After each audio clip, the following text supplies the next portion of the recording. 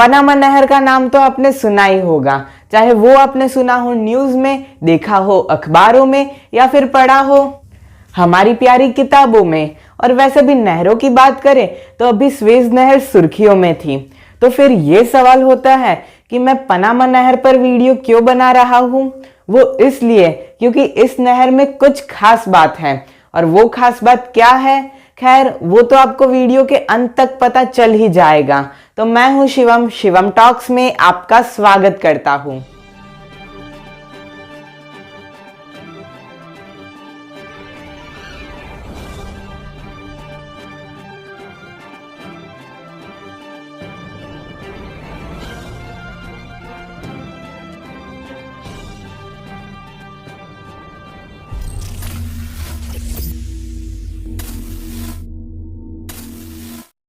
बात करते हैं ट्रेड की, यानी व्यापार की, तो सबसे ज्यादा व्यापार होता है समुद्र मार्ग से।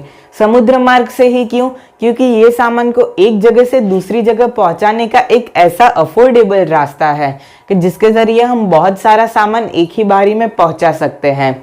जैसे आप देख लो कि एक शिप की एवरेज कैपेसिटी होती है 500 से 4000 कंटेनर, और वहीं आप देखो तो एक ट्रक एक बार में सिर्फ एक ही कंटेनर ले जा सकता है।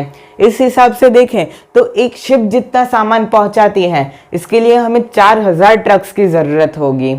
और समुद्र मार्ग में बहुत रुकावटें भी नहीं आती, इसीलिए ये फास्ट है। वहीं हम देखें जमीन मार्ग, तो इसमें तो हर मोड़ पर रुकावटें आती हैं। नदी, सरोवर, तालाब, खाइया, पर्वत और रोड भी टूटते रहते हैं, इसीलिए ये इतना प्रैक्टिकल नहीं है। और अगर हम देखें तो कई देशों के कायदे कानून बड़े टेढ़े मेढ़े होते हैं, और कायदे कानून की बात चल रही है तो झंझट भरी ही होगी। तो इसीलिए जमीन मार्ग वो प्रैक्टिकल नहीं है। अब रहा क्या, लास्ट में रहा है हवाई मार्ग, लेकिन इसकी तो बात ही छोड़ दो क्योंकि ये बहुत ही कॉस्टली है और इसमें हम बहुत सारा सामान भी पहुंचा नहीं सकते। हम देखें तो एक कंटेनर में जितना सामान आता है उससे थोड़ा ज्यादा ही हम एक कार्गो विमान में ले जा सकते हैं, तो इससे बहुत कुछ फायदा होगा नहीं।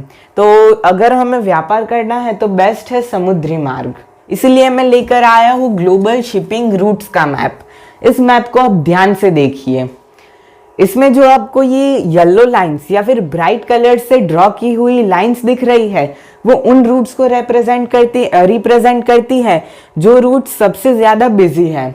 तो आप यहाँ पे देख सकोगे कि जो सबसे ज्यादा बिजी रूट्स हैं और जहाँ पे सबसे ज्यादा रूट्स हैं वो है अटलांटिक ओशन। और ये सारे रूट्स वो नॉर्थ अमेरिका और साउथ अमेरिका को अफ्रीका और यूरोप से जोड़ने का काम करते हैं। अब यहाँ पे इतने सारे रूट्स क्यों हैं? क्योंकि इस तरफ है यूरोप जहाँ पे बहुत सारी डेवलप्ड कंट्रीज हैं, और यहाँ पे है कनाडा, यूएसए और ब्राज़ील जैसे बड़े बड़े देश, और उसमें से यूएसए तो एक बहुत ही बड़ी महासत्ता है। तो इसीलिए यहाँ पे इंपोर्ट और एक्सपोर्ट ज़्यादा होगा, और वो कहाँ से होगा? समुद्र मार्ग से। तो यहाँ पे बहुत सारे सी रूट्स हैं। तो दिक्कत कहाँ पे होती थी? अगर किसी को यूरोप के इस देश से यहाँ पर अमेरिका में यहाँ पर सामान पहुँचाना होता है तो उसे पूरा घूम कर जाना पड़ता था। क्यों? क्योंकि ये जो आपको पूरा एरिया दिख रहा है वहाँ पे ज़मीन है, वहाँ कोई भी समुंदर का हिस्सा नहीं है, तो सी रूट भी नहीं है। तो इसीलिए हमें सामान पहुँचाने के लिए पूरा घूम कर जाना पड़ता है। ये जो आपको जमीन का इलाका दिख रहा है वो पैसिफिक ओशन को अटलांटिक ओशन से अलग करता है। ये एक दीवार का काम करता है। अगर हमें अफ्रीका के यहाँ से सामान यहाँ तक पहुँचाना होगा तो भी घूम कर जाना पड़ेगा। चलो ये तो ठीक है, लेकिन अमेरिका जो यूएसए है उसका खुद का हाल भी जान लो। किसी को अमेरिका के सबसे पूर्व छोर से सबसे पश्चिमी छोर में अगर सामान ज्यादा हो और समुद्र मार्ग से पहुंचाना हो तो भी उससे पूरा 5000 किलोमीटर का अंतर तय करके पहुंचना होगा, जो बहुत ही ज्यादा है, और इससे बहुत ही असुविधा भी होती है। तो इन्हीं असुविधा को दूर करने के लिए वहाँ के इंजीनियर्स ने सोचा कि ये तो पूरा जमीन का इलाका है, लेकिन यहाँ पे जो इलाका है और वहाँ पे जो देश हैं उनकी चौड़ाई ज़्यादा नहीं है, तो क्यों ना एक देश को बीच से काट कर एक नहर का निर्माण किया जाए और उस नहर से हम आराम से पहुंच सकेंगे और हमें घूमने की ज़रूरत नहीं पड़ेगी। इंजीनियर्स ने अपनी स्टडी शुरू कर दी। उसमें उन्होंने इन 3 देशों को पसंद किया जो उत्तर अमेरिका और दक्षिण अमेरिका के बिल्कुल बीचों बीच थे और उनकी चौड़ाई भी ज़्यादा नहीं थी। उसमें से पहले देश का नाम है निकारागुआ। यहाँ पे जो दूसरा देश है उसका नाम है कोस्टा रिका और इस तीसरे देश का नाम है पनामा। छोटे देश है और नाम भी नहीं दिख रहा है, इसीलिए मैं जूम कर देता हूँ। ओके, सो आप देखोगे यहाँ पे निकारागुआ में, तो निकारागुआ में बेनिफिट ये है कि यहाँ पे एक लेक है तो हमें इतनी खुदाई कम करनी होगी। लेकिन एक और बात है कि निकारागुआ की चौड़ाई तीनों देशों में से सबसे ज़्यादा है, तो हमें जो यहाँ पे खुदाई करनी होगी वो भी बहुत ज़्यादा करनी होगी, तो ज़्यादा मेहनत लगेगी।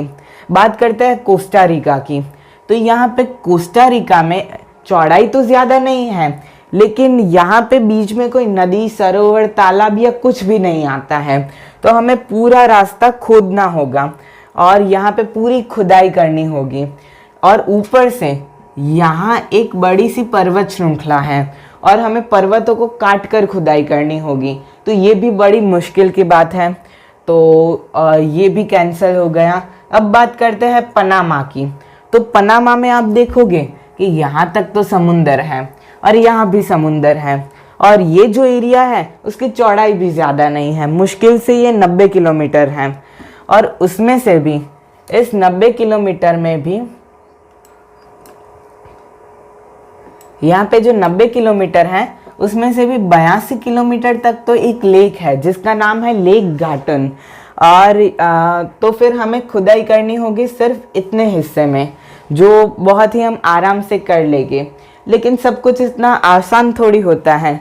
यहाँ भी एक मुश्किल ये है कि ये जो लेक गाटुन है वो ज़मीन पर है और लेक का अर्थ ही होता है कि ज़मीन पर बना हुआ गड्ढा जिसमें पानी भर गया हो, और ज़मीन तो सी लेवल से ऊपर ही होगी, तो ये जो लेक है वो भी सी लेवल से ऊपर है।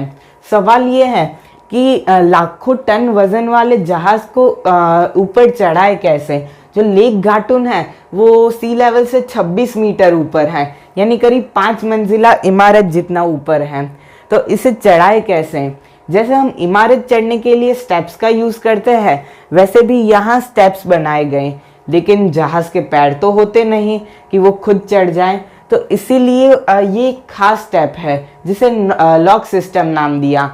और लॉक सिस्टम के कारण ही पनामा नहर को विश्व की इंजीनियरिंग का अजूबा कहते हैं। तो चलो इस लॉक सिस्टम को भी समझ लेते हैं। तो यहाँ पे है हमारी शिप और इसे पहुँचाना है गाटन लेक में। इसके बाद तो ये आराम से चली जाएगी। तो इसके लिए यहाँ पे अलग अलग चैम्बर बनाए गए हैं जिन्हें लॉक कहा जाता है, और ये पूरी जो है वो लॉक सिस्टम है। यहाँ पे नीचे वो वाटर सप्लाई सिस्टम है। ये सारे लॉक आपस में जुड़े हुए होते हैं। तो पहले क्या होगा, इसका जो वाटर लेवल है वो कम किया जाएगा, तो ये जो शिप है वो पहले चैम्बर में आ जाएगी। उसके बाद यहाँ से पानी इस चैम्बर में लाया जाएगा, तो इसका लेवल कम होगा, इसका बढ़ेगा। जब वो समान लेवल पर आ जाएंगे तब चैम्बर खोल दिया जाएगा और ये शिप यहाँ पर सेकंड चैम्बर में आ जाएगी। फिर दरवाजे अगेन बंद हो जाएंगे और यहाँ से पानी यहाँ पर आएगा, तो ये यहाँ पर समान लेवल आ जाएगा और शिप वो यहाँ पर आएगी लास्ट चैम्बर में। और उसके बाद गाटन लेक से पानी लेकर इसका वाटर लेवल को बढ़ाया जाएगा और फिर आराम से शिप चली जाएगी। तो अब इसको हम वीडियो से समझ लेते हैं। तो यहाँ पे वाटर लेवल कम हुआ और फिर दरवाजे खुल गए, शिप फर्स्ट चैम्बर में आई। उसके बाद वाटर लेवल यहाँ से जो पानी है वो यहाँ पर आया, वाटर लेवल समान हो गया, दरवाजे खुल गए और फिर ये जो शिप है वो यहाँ पर आ गई। दरवाजे बंद हो जाएंगे और यहाँ से पानी यहाँ पर पहुँचाया जाएगा। यहाँ कम हुआ, यहाँ वाटर लेवल बढ़ा, लास्ट चैम्बर में आएगी। अब यहाँ से पानी लेकर यहाँ पर लाया जाएगा और फिर जो दरवाजे हैं वो खुल जाएंगे और आराम से हमारी शिप निकल जाएगी। शिप निकल तो गई, लेकिन उतरेगी कैसे, यानी वापस समुद्र में जाएगी कैसे, ये मैं बताऊंगा जरूर, लेकिन मेरे नेक्स्ट वीडियो में। और उस वीडियो में मैं ये भी बताऊंगा कि पनामा को इस नहर से क्या क्या फायदा हो रहा है, और साथ ही मैं आपके सामने रखूंगा कुछ रोचक तथ्य इस नहर के बारे में। तो आप इंतजार कीजिए मेरे नेक्स्ट वीडियो का। तब तक के लिए गुड बाय।